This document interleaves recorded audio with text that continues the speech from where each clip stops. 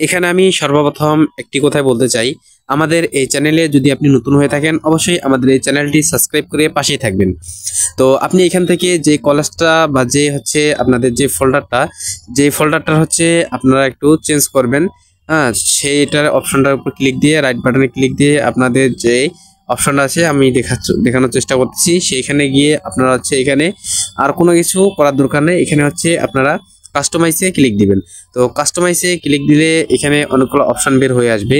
তো আপনাদের সেই অপশনগুলোকেও দেখানোর দরকার নাই, সেই অপশনগুলোকে এড়িয়ে গিয়ে আপনারা নিচে দেখবেন যে লোগো আইকন একটা অপশন আছে, সেই লোগো আইকনের উপর ক্লিক দিয়ে এখানে দেখবেন যে অনেকগুলো অপশন লোগো সিস্টেম বের হবে। তো এই লোগোগুলোকে আপনারা যে কোনোটাই আপনি নিতে পারেন। এখানে অনেক ক্যাটাগরির আছে, চাইলে আপনি আপনার ছবিও দিতে পারেন। হ্যাঁ, তো এখানে অনেক লোগো আছে, সেই লোগোগুলোকে আপনি খুব সুন্দর করে ক্লিক দিয়ে আপনারা নিতে পারেন। তো সেই লোগোগুলোকে আপনি যদি চাইলে খুব সুন্দর করে আপনাদের নিজের মন মতো কাস্টমাইজ করেও নিতে পারবেন।